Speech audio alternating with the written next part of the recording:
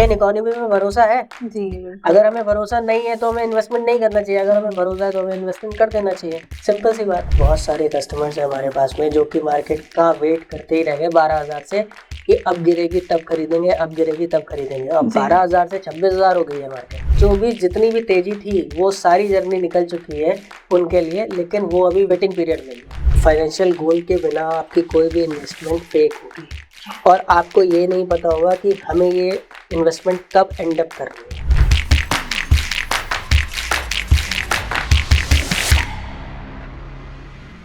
क्या आप भी म्यूचुअल फंड्स में इन्वेस्ट करते टाइम ये सारी गलतियां करते हैं जिसकी वजह से आपको अपने म्यूचुअल फंड्स में वो प्रॉपर रिटर्न्स नहीं मिलते या आप अपने गोल तक नहीं पहुंच पाते? तो आइए आज इस वीडियो में हम डिस्कस करते हैं म्यूचुअल फंड से रिलेटेड ऐसी 5 बड़ी मिस्टेक्स जो नॉर्मली इन्वेस्टर्स करते हैं और उनको हम कैसे अवॉइड कर सकते हैं। हाय, मैं हूं आपकी बंधु नेहा और इस टॉपिक पे बात करने के लिए हमारे साथ हैं मिस्टर शिवाल रस्तोगी, जिन्हें 23 सालों का एक्सपीरियंस है इस इंडस्ट्री में और उन्होंने 10,000 से ज्यादा लोगों को हेल्प किया है उनका वेल्थ क्रिएशन करने में। तो आइए उनसे इस बारे में बात करते हैं। Let's start the video. Hello sir, welcome to the video. Hello Neha. Sir, आज का हमारा वीडियो इस टॉपिक पे है म्यूचुअल फंड्स में लोग इन्वेस्ट करते हैं तो कुछ ऐसी मिस्टेक्स करते हैं जिसकी वजह से वो म्यूचुअल फंड के जो प्रॉपर रिटर्न्स होते हैं वो जनरेट नहीं कर पाते हैं। तो आज का हमारा टॉपिक है म्यूचुअल फंड की ऐसी 5 मिस्टेक जो हमें अवॉइड करनी चाहिए और उसके क्या तरीका होना चाहिए कि आप म्यूचुअल फंड में प्रॉपर तरीके से इन्वेस्ट कर सकें। तो सबसे पहली मिस्टेक लोग करते हैं सर, एक ही जगह को अपना सारा इन्वेस्टमेंट ट्रेडिंग सब कर लेते हैं। तो ये किस हद तक सही है और इसे कैसे बचा जा सकता है? मेरा मानना हमेशा से ये रहा है कि आपको 2 डीमैट अकाउंट खोलने चाहिए, एक ट्रेडिंग के लिए, एक इन्वेस्टिंग के लिए। बेसिकली होता क्या है कि मेरे एक्सपीरियंस से मैंने ये देखा है कि कई बार ट्रेडिंग करने के चक्कर में, लॉसेस बियर करने के चक्कर में या मार्जिन यूटिलाइज करने के चक्कर में जो हम इन्वेस्टमेंट्स होती हैं हमारी, उनको हम छेड़ देते हैं। तो उन इन्वेस्टमेंट को ना छेड़ा जा सके इसलिए सजेस्टेबल यही रहता है कि आप अपना ट्रेडिंग अकाउंट अलग रखिए और इन्वेस्टमेंट अकाउंट अलग रखिए। जो म्यूचुअल फंड्स हम करते हैं उनको आप प्योर इन्वेस्टमेंट कैटेगरी में रख सकते हो, बिकॉज ये 5 साल या 5 साल के ऊपर ही हमें करना है, तो हमें कभी भी उसको ट्रेडिंग में इन्वॉल्व करना ही नहीं चाहिए। तो आप सेपरेट कर लेंगे तो बेटर रहेगा आपके लिए, इन्वेस्टमेंट आपकी इंटैक्ट रहेगी, आपके फाइनेंशियल गोल्स पे इम्पैक्ट नहीं पड़ेगा उससे। ओके, मतलब अगर आप अपने ट्रेडिंग करते हैं तो वो अकाउंट अलग रखें और म्यूचुअल फंड करते हैं तो वो अकाउंट अलग रखें। इसके अलावा सर कोई एक्स्ट्रा बेनिफिट इसमें ऐड होता है? ये एक्स्ट्रा बेनिफिट नहीं, यहाँ पे हम रोकने के लिए ये बात कह रहे हैं। हमारी इन्वेस्टमेंट बनी तो रहेगी, हमारी ट्रेडिंग अच्छी हो रही है या खराब हो रही है उससे हमारी इन्वेस्टमेंट पे कोई इम्पैक्ट नहीं आ रहा है।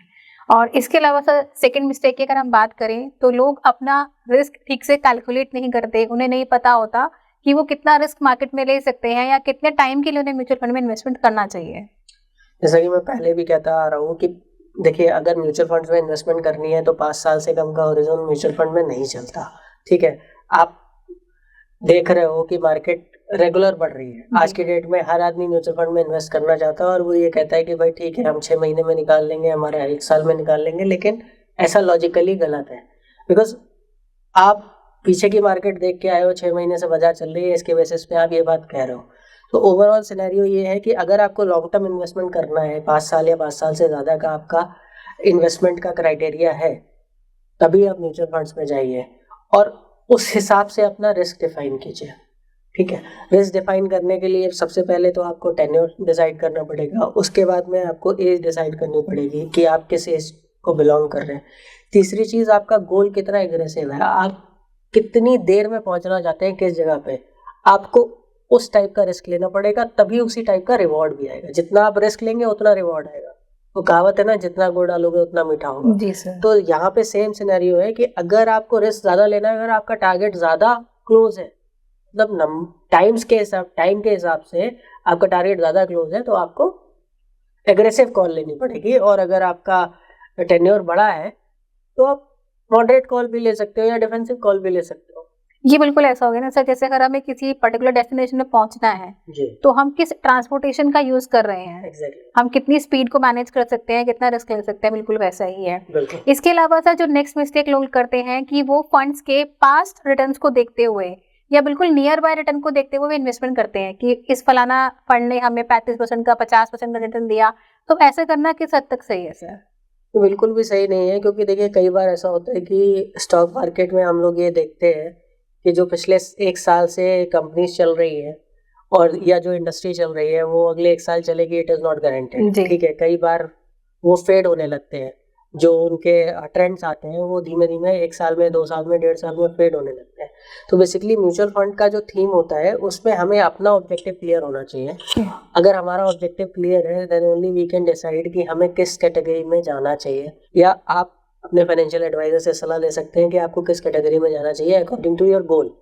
ठीक है, तो वहाँ पे आप पास्ट परफॉर्मेंस पे ना जाएं, आप तो ये देखें कि आपका ऑब्जेक्टिव कैसा है, उसके लिए आप मॉडरेट रिस्क लोगे, एग्रेसिव रिस्क लोगे या डिफेंसिव रिस्क लोगे। ठीक है, वहाँ पे भी यही सारी चीज़ें डिफाइन करनी है कि आपका किस तरीके का रिस्क है और कितने समय के लिए रिस्क है। तो आप चाहेंगे उसमें इन्वेस्टमेंट करेंगे तो रिटर्न आपकी उस गोल को पूरा करने के लिए आपको सोचना है।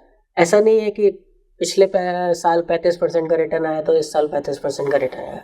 ये बात तो मैंने पहले भी बोली ना कि आपको 5 साल का ऑब्जेक्टिव रखना है कम से कम म्यूचुअल फंड में इन्वेस्टमेंट करने के लिए। तो आप शॉर्ट टर्म तो सोच ही नहीं सकते ना कि पिछले साल 35 आई तो इस साल भी 35 आई, हो सकता है 50 गिर भी सकता है। जी, बाजार है।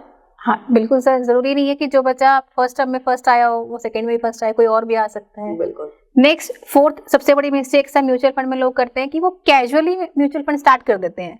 उन्हें पता ही नहीं होता कि उन्हें किस पर्पस के लिए वो करना है, या वो पर्पस ऐड करना चाहिए या नहीं करना चाहिए। तो गोल की कितनी इंपॉर्टेंस है सर? सीधी सी बात है कि फाइनेंशियल गोल के बिना आपकी कोई भी इन्वेस्टमेंट फेक होगी, और आपको ये नहीं पता होगा कि हमें ये इन्वेस्टमेंट कब एंड अप करनी है। ठीक है, you are making the investment for fun only. ठीक है, क्योंकि कई बार मैंने देखा है कि बहुत सारे लोग ये सोचते हैं कि ये पर्पस है मेरा, बच्चे की हायर एजुकेशन के लिए पर्पस है या रिटायरमेंट के लिए पर्पस है, लेकिन पता चलता है कि 2 साल बाद उन्हें एक गाड़ी खरीदनी है और गाड़ी खरीदने के लिए वो अपनी इन्वेस्टमेंट को एंड अप कर देते हैं वहीं पे कि नहीं, हमें 8-10 लाख रुपए की रिक्वायरमेंट है तो हम इसको बेच देते हैं, ये फंड हमें दिखाई पड़ रहा है और इट इज़ हाईली लिक्विडेड। ठीक है, तो जैसे ही डाला 2 दिन में पैसा आ गया, तो उनके लिए डिसीजन मेकिंग आसान हो जाती है। वो अगर 15 लाख की गाड़ी ले रहे होते हैं तो वो 25 लाख की गाड़ी ले लेते हैं कि हाई एंड गाड़ी ले लेते हैं और हम ये डिस्पोज ऑफ कर देते हैं। तो अगर आप प्रॉपर फाइनेंशियल गोल्स सेटिंग नहीं करेंगे किसी भी इन्वेस्टमेंट के साथ में, तो आपके गोल्स जो है वो कभी पूरे नहीं होंगे। आप अपने एक्सपेंसेस में काम चलाते रहोगे इन्वेस्टमेंट के थ्रू।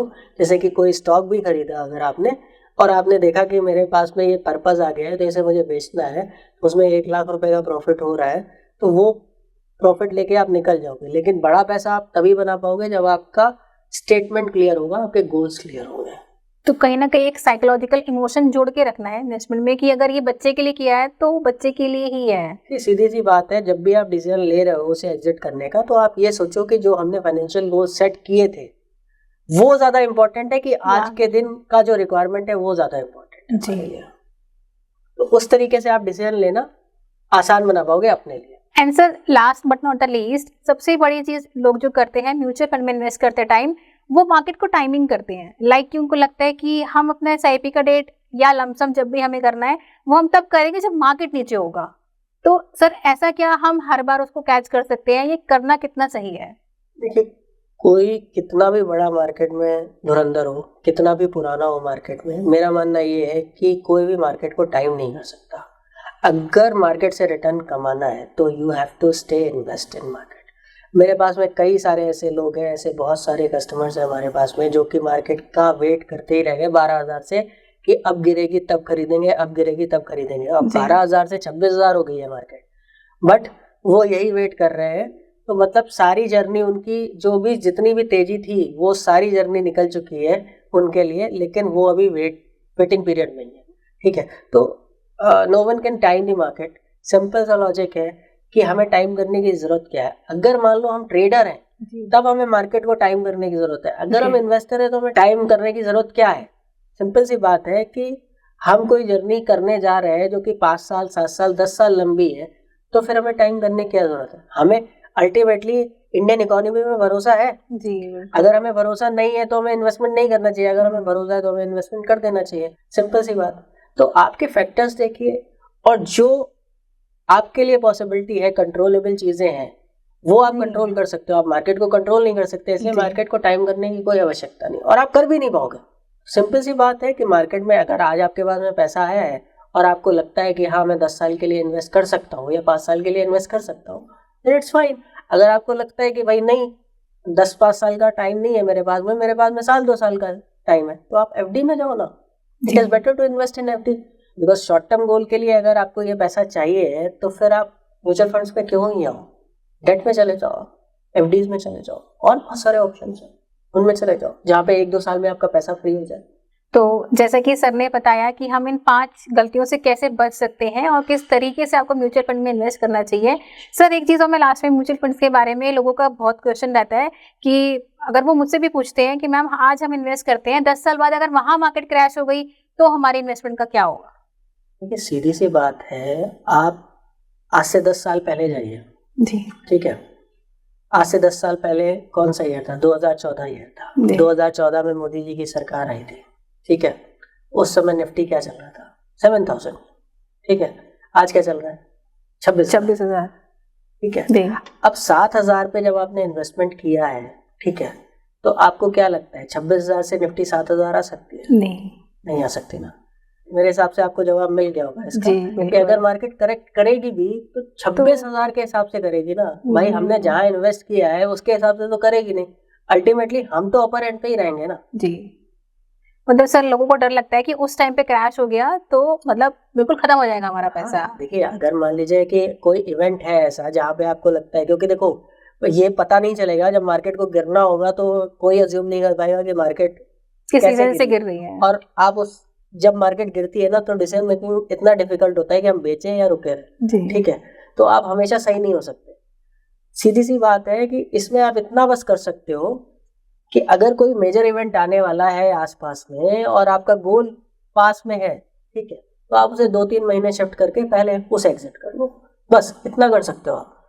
या फिर मान लीजिए कि आपने जितना टारगेट अपने लिए लिया था वो टारगेट अचीव हो चुका है, तो फिर आपको 1-2 साल अगर वेट करने की आवश्यकता नहीं लग रही तो उसको यूटिलाइज कर लो उस पैसे। अगर ऐसा होता भी है, अगर आप होल्ड करने की कंडीशन में है तो वो सबसे बेस्ट ऑप्शन रहेगा शायद सर।